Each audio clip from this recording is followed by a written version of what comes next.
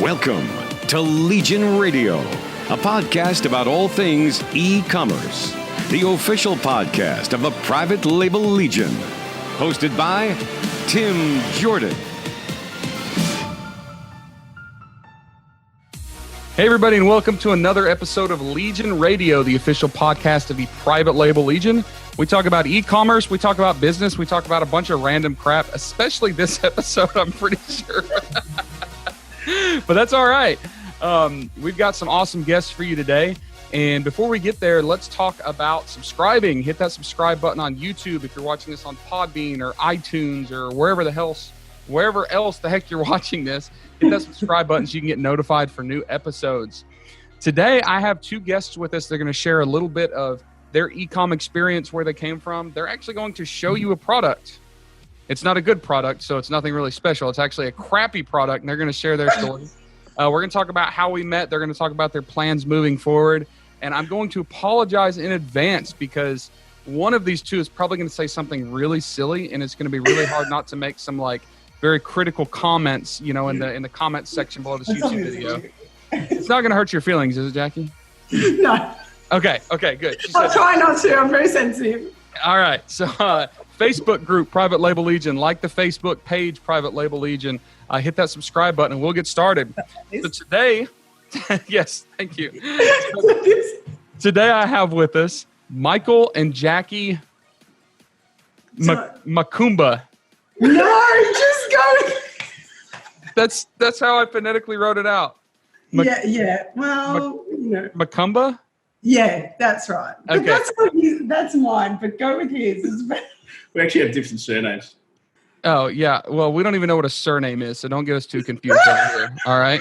Their first and last names, given and surnames and all that mess just gets really technical. But I know it's spelled with an R. It's like cucumber with an M, but you ignore the R. Correct. It's so confusing. All right, so we're just going to go with Mickey and Jackie. Mickey and Jackie. Yes. All right. Nailed it. Nailed it. For those of you listening, few random facts about Mickey and Jackie. They do live in Australia, if you can't tell by the accent. Jackie has never seen the movie Braveheart, and I have a problem with that. And Michael has never seen the movie Anchorman. Way worse. Way worse. I can live with that. I got to meet Mickey and Jackie, what was it, a month ago, 2 months ago, something like that, in India. Too long ago. And it was India was a great experience. I know I've talked about that on some content lately. And meeting these two nuts was part of that great experience. And they've got a little bit of a different perspective maybe on business and entrepreneurship and e-commerce, and a lot of people do, because they're a couple that's in business together, and that's tough. I know that if I were trying to do that, my wife would have killed me, or I would have killed her. I mean, it wouldn't have worked. And these two seem to be getting along. And they're also in that position where they have regular 9-to-5 jobs. Jackie, God forbid, is an elementary school teacher. She's in charge of little children. And they love me, obviously. I'm not worried about the kids. I'm worried about the parents. I'm worried about what these kids bring home with them. There's no telling what you're teaching these small children. Hitman, that's what I'm teaching them. She did. Yeah, Hitman. And then Mickey works as a safety trainer for, what is it, construction, corporate, industrial, something? Yep. Health and safety reps. And Jackie, why don't you give the story briefly on how you went from teaching small children inappropriate grammar to getting into the e-commerce space? Give us that rundown. Well, I was looking for another way that we could make money, just that it wasn't the 9-to-5 thing. I think it's quite stressful working long hours, having 3 kids between us. And it was just okay, what else can we do? So I was just watching all these webinars like a crazy person, just being like, what can we do? We need to do something else. And and then stumbled across Amazon through that. So I called him at work. I was like, you have to watch something when you get home. And so, and he was like, yeah, this could be, I think you were a little skeptical to begin with. I was. But I was like, no, I think it's good. I think it has merit. and roped him into a phone call and watching just all the content that I did, and then he agreed. That was a pretty cool idea. And I did. If we could think of a product. Yeah. And how long ago was that? No. You've got no concept of time. No. Probably about, I'm going to go like 8 months ago, 9 months 8 months ago. So based on so, when we're recording this, we're talking the early 2019, right? Correct. Yeah. Yep. And obviously you got, thinking about Amazon, which we're talking about, but right before we started recording, you also mentioned Shopify. So are you selling on multiple platforms now? Yeah, because I've already had my own Shopify store because I sell my artwork, and I'd always wanted to expand that into a homewares brand. So that's kind of where we started to go with the Amazon platform, because I would have done Shopify anyway, but we thought, no, Amazon's got a way bigger reach. And so it was something we'd never thought about, but being able to sell Amazon US and reach a whole lot more people than we can here in Australia. That was So let me clarify something. When you say Amazon, you're talking about Amazon.com. You're talking about the US platform. Now, we know that Amazon has an Amazon Australia, but it's a little bit of a dumpster fire because nobody uses it. So selling stuff there doesn't really make any sense right now.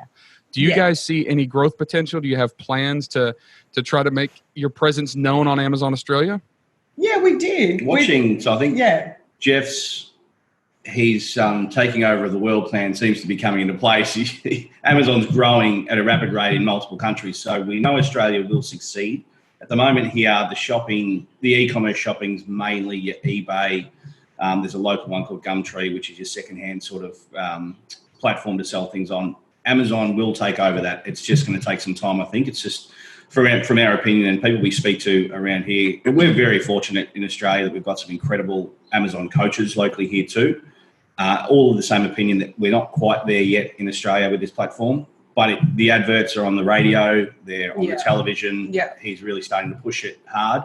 So it will get there. It will definitely reach its potential here in Australia. But again, we're a small country. Yeah. I think people still have the hat on that Amazon is for books rather, because that's where it started, or over here it did. Yeah. So people still would go there for books, I think, but not knowing it's everything else.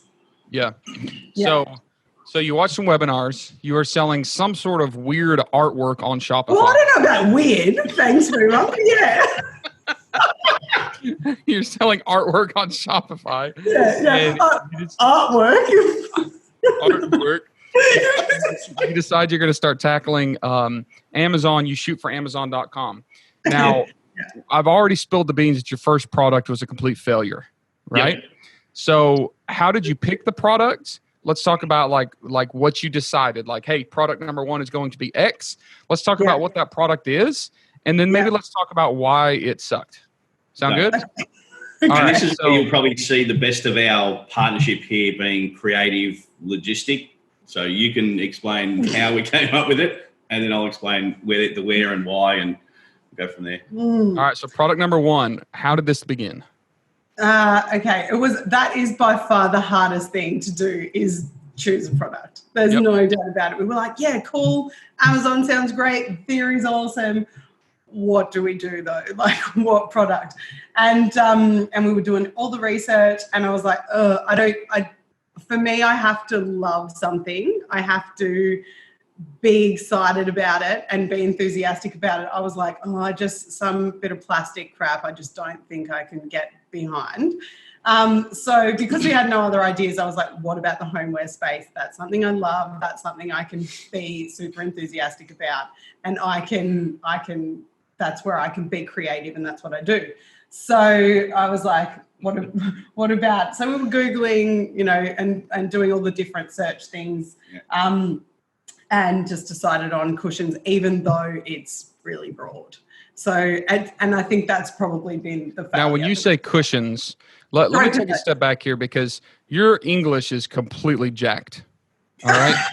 You say some of the most random and odd things. So when you say cushions, You mean throw pillows. I do mean throw pillows. All right. And I remember when we were in Australia, we had quite some lengthy conversations about these different words. We did. And so this is the thing. We had to go, what do they call them in the US? Yep. So, yeah. And what is, I have the benefit of watching a lot of the homewares, the home reno shows and stuff on. What's your favorite? I absolutely love me some Chip and Joanna Gaines. I knew you'd react like that. So I love them. And she's beautiful and I love everything she does. Anyway, so I was a little bit across your lingo, what you actually call stuff in the US. So anyway, we were like, oh, they're not cushions, they're throw pillows. So we made sure we used that in the list. Still didn't help us enough. So time out. Let me recap this for the listeners. Okay. The hardest part of selling on Amazon, according to you, is picking the product. Yes. So you literally just pulled a category out of your butt and said, it's going to be home goods. And I watch a lot of Chip and Joanna Gaines, so we can crush this. Yep. Let's sell a pillow. Failure number one. All right. Now, I know I dummied it down, but this happens all the time. And you guys know more about my training strategies and the things that, help set, me and especially the people in my coaching program apart is those research strategies. But I see it all the time. I mean, you guys aren't just, there's nothing wrong with you. Everybody does this. We get emotionally connected to these products and we think, hey, what products would I be interested in? What do I have passion for? And we translate that to what can I sell? And we don't consider things like competition and saturation, all that stuff. So I've heard this story a million times. Yep. Yeah. So can we take a look at the famous pillow, couch cushion? I'll preface, I'll show you. You mentioned not being emotionally attached. We've had, I think there's currently eight reviews. All have been incredible. 5 stars, or there might have been 1 4.5, but 5 stars. They love the actual quality, and I think that's the part that's hard to get across in a photo is the quality of the Indian mudcloth. But the first return we had, which the return was, I think it was just because they wanted an insert and it didn't have an insert, specifically mentioned in the advert. Jackie didn't speak for a day and a half. I cried. Wait. When you say insert, you're talking about the pillow. We just sell So you don't even sell a pillow. You just sell a pillow cover. Correct. Which you'll find is actually quite a cover only. Before you go hanging shit on us, right? I don't even know what that term means. Well, bagging us. No. Does that make sense? You know what that means? No. I have no idea what bagging you mean. All right, criticizing. Let's say before I go and criticize you. Correct. That's taking the piss. He won't know what that means. Surely you know that one. He doesn't. Yeah, that's going to the bathroom, right? No, that's taking a piss rather than the piss. Oh my God! We can have a whole different segment on. Anyway. I feel like Google Translate should have a service, Australian to American. Yes. Hey, there's a niche. But are you? Yeah. This is all right. So for those of you that are watching YouTube, you can see this. For those of you that are listening audibly, I am now looking at a pillow cover. I can't say a pillow because I don't actually know what's inside it because they don't sell what's inside it. Jackie is obviously in love with this thing because she is very touchy with it. She loves this thing. She's got like this tactile sensation she must love. And it looks like she basically found a 2-year-old to spill some like black paint on a piece of paper and then replicate the pattern over and over and over. I think they call that art. I'm not very artistic, but Jackie, explain to me what you're holding here. So it's very hard not to get offended. Thanks. No, so it's a mud cloth pillow and the cushion. Mud cloth? Yeah, a mud cloth throw pillow. Okay. And it's a beautiful fabric. It's cotton, but in the way that it's made, it's like this ancient hand woven technique. It's amazing. It's made by Indian artisans. And it's like handmade, and so it feels amazing. It's got a really beautiful texture, and it's hand printed, and it does things for me. Okay. Got it. What we found. Yeah. So why did this suck? All right. We know that your shipping costs had to be low because you can pack this thing tiny, right? Because it's just basically an empty shell. Yeah. It's beautiful. It feels great. You thought you had a winner. Tell me how things went after that. You've got great reviews, but then what? So we chose, when deciding on the design first, we chose something that we thought, well, it's pretty neutral, it's pretty on trend, it's going to fit with a range of interior styles and all of that sort of stuff. So we thought it can work whether it's in, boho or farmhouse, and that was like how we kind of were thinking it's going to be. It's broad in that it's a throw pillow, but we can niche it down by the interior styles and the designs that it will suit. But it's just, I think one of the failures of it has been that we only sell one. So it's a singular thing rather than there's more designs that go with it. So a singular variation. So what you're saying is if you could go back and do it again, you would have gotten the same pillow cover essentially, but had multiple prints. Yes, or sold them in a combination, in a bundle with three different cushions, for example, throw pillows that work together. So I think, and I had to put on the way I shop hat. So you definitely know how to shop. Yeah, I am an online shopper. Like that's what I do.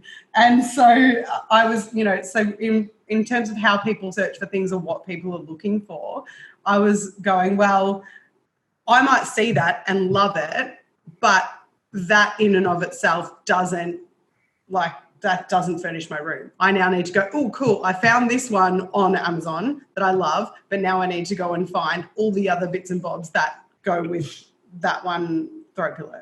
That was probably the biggest part. And I think, and the fact that it's a cover only, it doesn't have the insert with it, which we did to save on shipping costs, also finances at the time, storage costs. So there was a lot that went into that. How did you let people know, hey, this is not a pillow, this is just a cover? Did you have any returns because people were expecting a pillow or they couldn't find the right size insert, anything like that?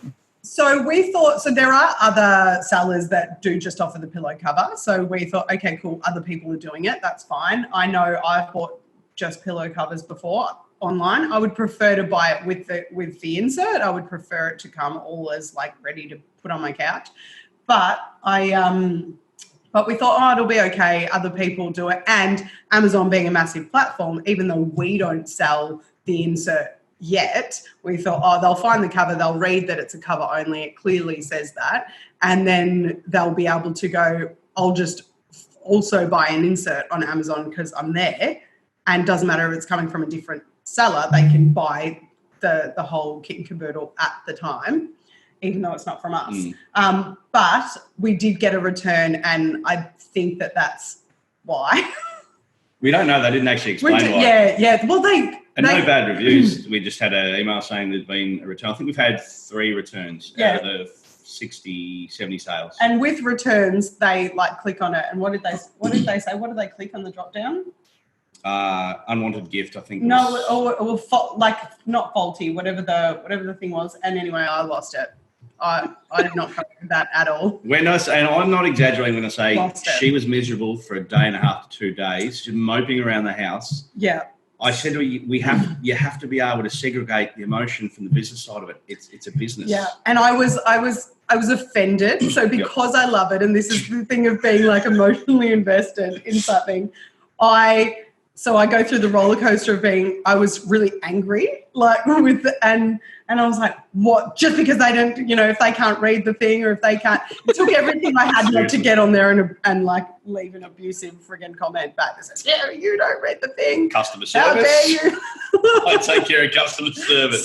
So I'm not allowed near at all. Keep her away from the keyboard. I get it. She got the product to warehouse. We take over. All right, so you've got a product that is great, but it didn't do so great. And this is something we come across all the time, and it's because Amazon's a weird platform. We can have the greatest product in the world, but if the keyword is saturated or if people aren't searching for it, it just doesn't matter. So we've talked about what you would do if you could go back. One is you'd have multiple variations, right? You probably do a bundle. You what would you do besides that, or would you not have done anything differently, or is that the only thing you've got creatively that you would go back and redo? Because I know you said you're killing this product, you're not going to resurrect it, you're not going to keep trying. So have you pretty much done with it, right? Well, I mean, I'd like to. It's one of those things of how much do you throw behind it and how much do you gamble on it. I think that we could keep it and throw and, you know, bring in more designs, bring in some throw rugs, you know, bring in the fully expand the brand, and then, you know, show that this goes with that and all that sort of stuff, and that could help. But you know, but that's not an Amazon business. Yeah, I mean, exactly. Amazon model is find something people want, not tell them what they want. Like, that's so hard to do. Yeah, exactly. So you've got like 400 of these things in your garage in Australia. You still got some in Amazon FBA. You're just going to get rid of these. Let me jump to a couple things. One, you already said that you had found these in India.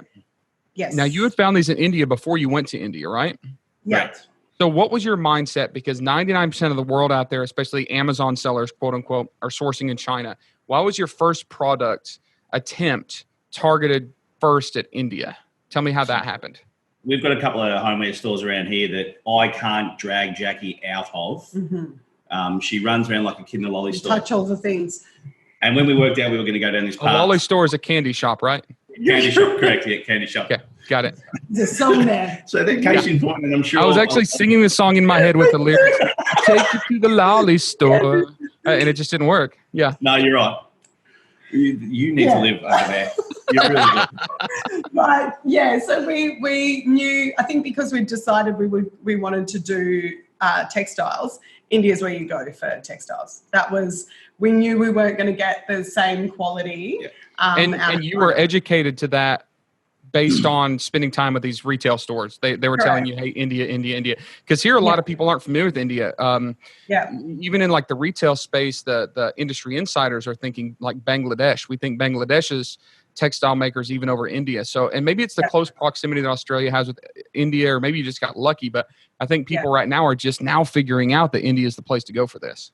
What's quite interesting, every tag in every store here it had a made in India tag. And I think it was a shock for me to start with, and I'm not sure about you, and we had samples from a couple of different countries, but the Indian textiles, in our opinion, design or no design that we use, were just far outweighing everyone else. Yeah. And this is prior to the trade war with China. So we sort of fell on our feet finding a manufacturer in a country where that gap in what you're paying per product to be made, because it's all handmade in India. We got photos from our manufacturer that it was a long bench with this material draped all over it, and they hand block every single piece of ink. And by blocking, that's basically a stamp, right? So they have a block of wood, rubber, something, and they actually carve out the pattern, and they stamp it in paint or dye and then transfer it. So hand blocked is like hand stamped.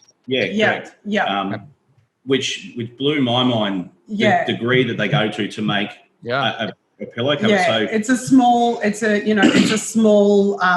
factory. You know, it's not some giant thing with machines and 400 zillion people and they're just pumping them out. Like it's a long process. So they've got really long lead times. That's probably one of the things that we had to factor in, which I think is how come we've now ended up with 450 in the garage.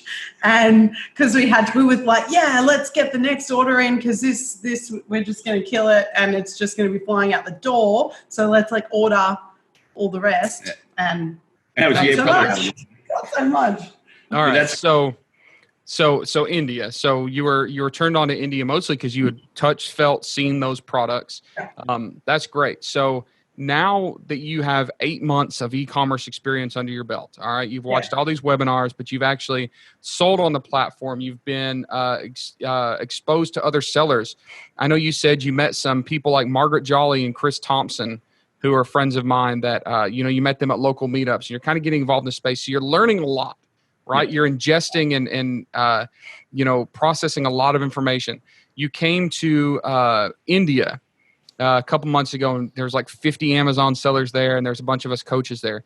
So now knowing what you know, all right, what's next? You're not giving up on e-commerce because your pillow cover sucked, all right? What's next? And you don't have to tell, a product, but like, what changes are you making in your philosophy, your education process, your research process? What's the next 5 steps for Jackie and Mick? Just for us to, I think one of the things that we took away from the trade fair in India was walking around rather than being like, oh, love that.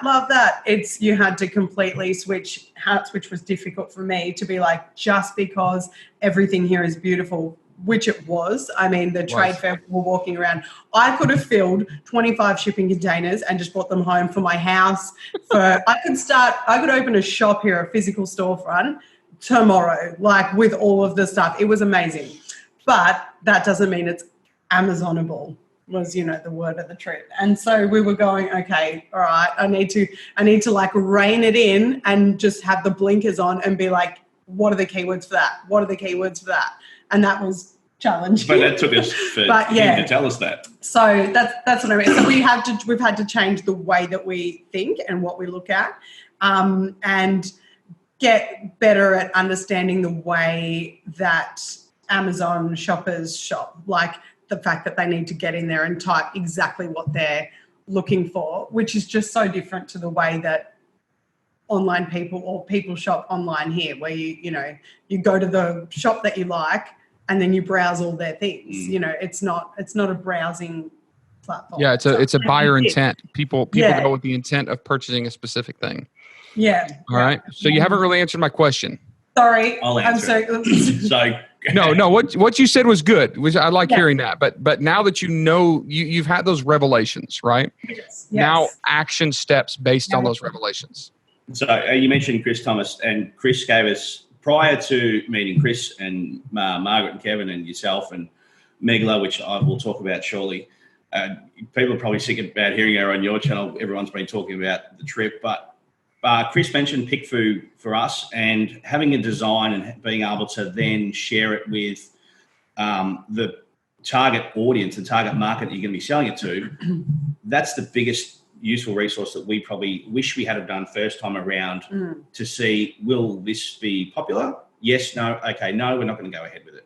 We didn't find that out until we were already at market with it. So probably using PickFu for a few different of Jack's designs will be the next step, I think. Yeah. And for those of you that aren't familiar with PickFu, it's basically an A/B split test service.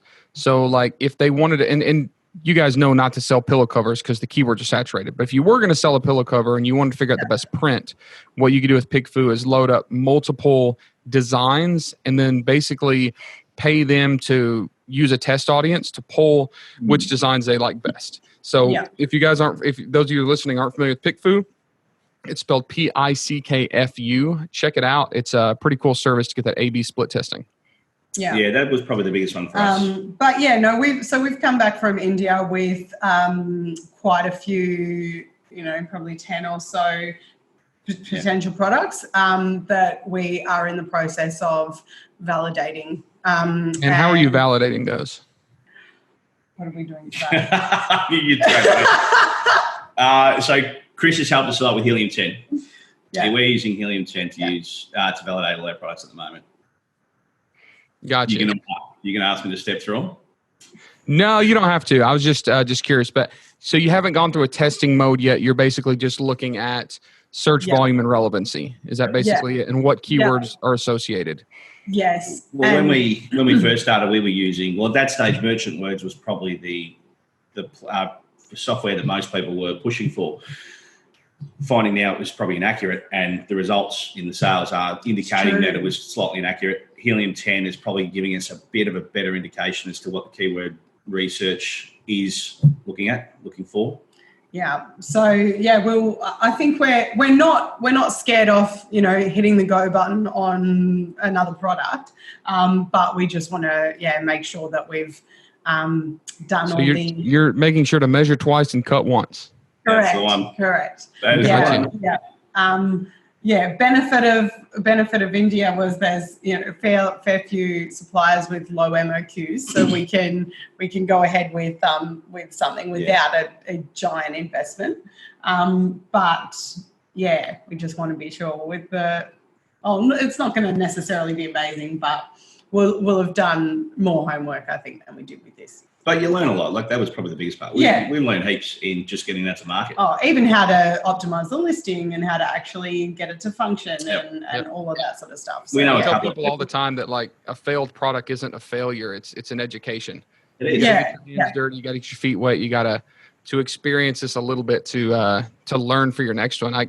I'm looking to the other side of my office right now. Do you want to see one of my failed products? Yeah, you go. That'd be cool. Hold on. Say something funny, Jackie. Well, I don't know if anyone noticed that Tim's hair is super on point at the moment. Tim, you looking fresh. Timbo Slice. Oh my gosh. All right. I said something funny, not something ridiculous. So this was one of my first private label products. Oh, wow.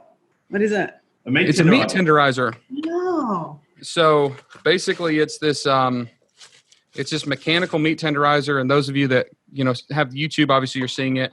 Those of you that don't, I'll describe it. It's a mechanical device that has 56 stainless steel blades that come out and puncture your meat, right? Oh.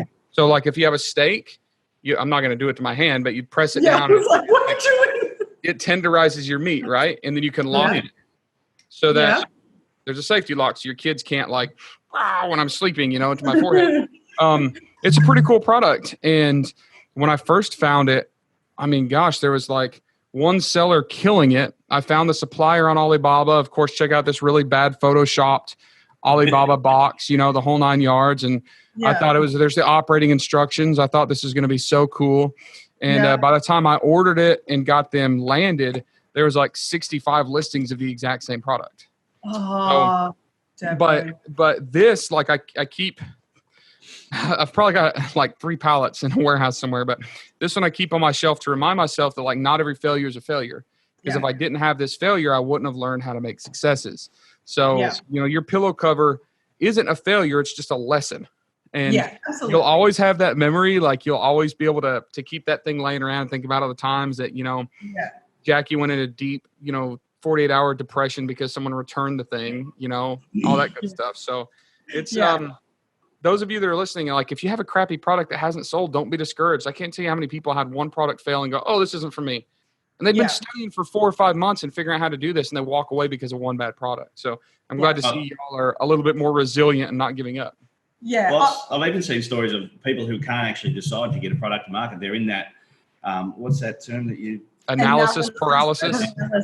And they won't actually take the leap. And a lot of people had said, just get one to market. And I think that was probably the end result was, okay, India's small MOQs made it so much more affordable than having to get 10,000 from China, so to speak. So I think that was a big thing for us too. Yeah, I think we are lucky with the added benefit of being able to sell it locally on a different platform that already existed for us. So it's not like it's just going to get chucked in the bin.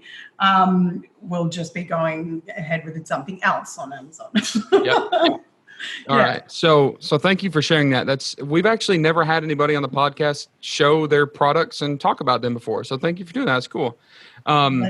So what other words of wisdom would you like to impart to those of you or those of the listeners that are maybe trying to get started in business with their significant other? Give us some relationship wisdom here. All right. You're in business with your spouse, your partner, your whatever. What's the hardest part and what's the part you love the most? I like having a shared interest. I think it's fun when so after hours, you said before, we both have our 9-to-5 jobs and we get to then spend time at night and whatever doing something together. And we kind of said, what else would we be doing? We would just be watching TV or whatever anyway. So we would just be sitting there doing like watching Netflix and not really doing anything, productive. So we get to actually spend time together doing on a shared interest and, and it has the potential to be something really cool. So I like that. We get to learn more about each other though. So correct. So then that's kind of, but we've also got different strengths and weaknesses. Yeah. So Jackie's strength is her creative mind is unbelievable. She came up with our logo, our the entire brand was done in the space of around 15 minutes, and that's no exaggeration. I went in the shower, and when I got back, I jumped in the shower, I got back out in the kitchen, and she said, "What do you think of this?" And I thought she had pinched it from someone. I thought she stole it from someone else's website. And she said, no, what do you think? I was blown away. So our house is littered with her artwork. Her creative mind is incredible. Yeah. So logistically, though, that's probably my strength. So the supply chain. Yeah. I was discussing something with her over the table one day about the analytics of Amazon and the data and the reports. That's exactly what she did. She actually says, "Oh, sorry, what were you saying?" So for me, I think there's no doubt about it that if I was doing this on my own, I couldn't do Amazon on my own. I don't have enough, interest or drive in the stuff that the other side of it, the more businessy side of things. But if someone wants me to do their logo, if someone wants me to write their copy, like, I'm down. I love all of that stuff. So we get to both wear the different hats and bounce off each other well, because then if he had to design someone's logo or pick a product, no. It'd be so much worse than your beautiful little box there that you just showed. Yeah. So if I could give one word to anyone who's in our position, it would be communication. Yeah. I think that's pivotal. Not even so much knowing your strengths and your weaknesses, because you ask questions always, and we continually ask questions about the business side of it or the design side of it, but it's the communication. Yeah. If you can't do that well enough, and you've got to have a strong relationship to do this together. Yeah. Because there's times where you're going to fight or you're going to disagree. Not so much fight, we don't really fight, but you're going to have disagreements. Yeah. You have to be like, can you just trust me? Yeah. I know. I've heard that so many times in the last 12 months. Just trust me. This is where my strength is. Piss off. That was pretty much it. But yeah, communication, I think, is the most pivotal part of going into business with your partner. Yeah. But it's fun. I would recommend it. It's not fair. No, I suppose it depends on who you are in your relationship and whatever. Yeah, I'm a hard no on that one. I know how that would go. It's kind of like slamming my hand in a car door. Like, I don't have to do it to know that I don't want to do it. Yeah. Right? You can just assume. Yeah. Not that I don't love my wife, but man, it would be miserable. Yeah. I never listens to these things. Yeah. I don't think she's ever listened to one of these things. Thank God, because you'd be divorced, I reckon. I know, it'd be awful. Going forward, let's talk about India for a second. What was the biggest, and let me preface this by saying, I know we're talking about India because we met in India, and we've recently been in India. I started about 18 months ago sourcing India.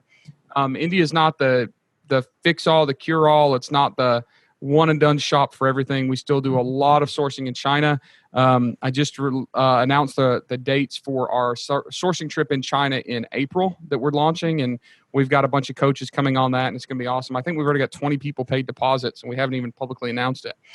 China has its place. I definitely agree that India has its place. Vietnam has its place, all that. So that's my little disclaimer that India is not perfect for everything. But what was the thing that you loved the most about India? And why do you and what do you see as limitations for India? So there's two parts we'd love to talk quickly about. One is the trade show and Amazon, and the other part is what made the trip, because she did such an incredible job, what made the trip what it was. Because it was our first one, so it's hard to compare, but hearing stories, you can go to a trade show and it's just the trade show. The experience we had through Megla and Megati tours was something that it blew our mind, and we still talk about it. We still see photos pop up, and it's actually an emotional thing looking at the photos of different things that we did on the trip. But from a trade show point of view and the Amazon side of things, I can't recommend highly enough the difference in looking at photos and spending months and months getting samples sent to you, and the cost, especially in Australia, to being able to walk the floor, see them, touch them, talk to the manufacturer on the spot. You've saved probably 6 months in our opinion. Just being able to come back with a whole bunch of cards, like direct links to suppliers that you've seen their stuff, you've seen what they do, you've had a conversation with them. That was invaluable. India itself, though, the quality of the products is probably the biggest surprise for me. I didn't go over with any preconceived notion of what to expect on a product quality position, but walking the floor, I was just astounded by how incredible the handcrafted timber, everything that you could think of in a homeware store, they had covered, and to a level of quality that it blew my mind. Well, everything that you see or that we're used to seeing in Australia in high-end stores, that I would normally buy or level over was there. So that was incredible to be able to be like, this is where it all comes from.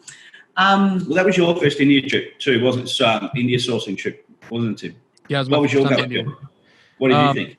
Yeah, I think it reaffirmed that there are definitely product categories that we have to stick within. India can't make a lot of things. The things that they do make, I was shocked at the price and the MOQ. I also loved how easy communication was. They pretty much all speak English, and for us, that's a huge benefit. But it reconfirmed some of my fears that India is a little bit slower. Things just take longer, the shipping, the sourcing and stuff. So pros and cons from both. But overall, it solidified my my kind of resolution to continue sourcing from India, because I think there are so many advantages to it for sure. Yeah. Well, for us, it's more the category dictated where we went for our manufacturer. Being in homewares, we realised that's probably our biggest strength. You are paying a bit more per product than you would from a China or a Bangladesh, but we had the opinion that I'd rather pay more, get the quality than go a little bit cheaper and not have the quality. Absolutely. Imagine if you had 20 returns, you wouldn't. For those of you that are listening, not watching, Jackie just basically replicated herself in the fetal position, rocking herself to sleep, which translates to no returns because Jackie can't handle it. Correct. Now we can quickly touch on the actual trip itself, if you want to. Yep, hit it. Wow, just from the minute we landed to meeting, so Megla had had organised some incredible coaches. Yourself, as we already mentioned, Chris, Kevin Marg from down here. Gary was on the trip as well. Our first meet with Gary was on that trip, and what a beautiful man he is. He's an incredible man, Gary. No, I think I was apprehensive to a degree about going. I was like, it's a lot of money. I don't know if it's going to be worth it. I'd been hanging to go on, like, we have not done a lot of travel, as a couple. And so I was like super excited to go on a holiday. And then Mick was like, no, we're going to India. I was like, how much is that? Like, we're spending that. All premises. So when we say that, we didn't know what to expect. So when Jackie and I had thought about the expenditure, we didn't know what you were going to get on the outcome. We thought if we don't, our biggest fear was not finding a product. Yeah. What about if we go and we spend all of this money and then, we come home and like we got nothing for it. However, singing a completely different tune now. It was totally worth it, whether we find a product from it or not, and obviously, hopefully we do. But even if we don't, it was the knowledge that we gained, but also just the experience. Cultural experience. Was incredible. Yeah.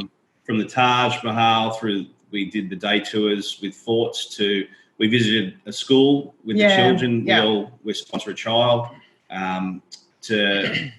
I don't even know where to start. Yeah, there was too much. It was incredible. The 5-hour bus trip, playing Hitman with you at a tournament, with some good footage of. So it ended up being, an incredible experience. And meeting people and all of that sort of stuff made it completely worth it. I would highly recommend it to everyone.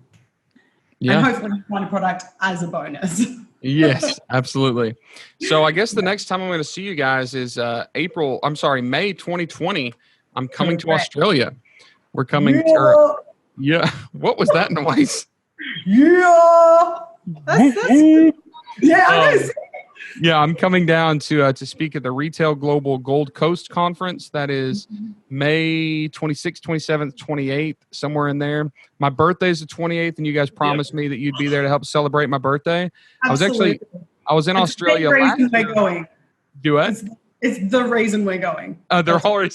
Last year I was there for this conference at my birthday, and I didn't know a soul there, so no one knew it was my birthday.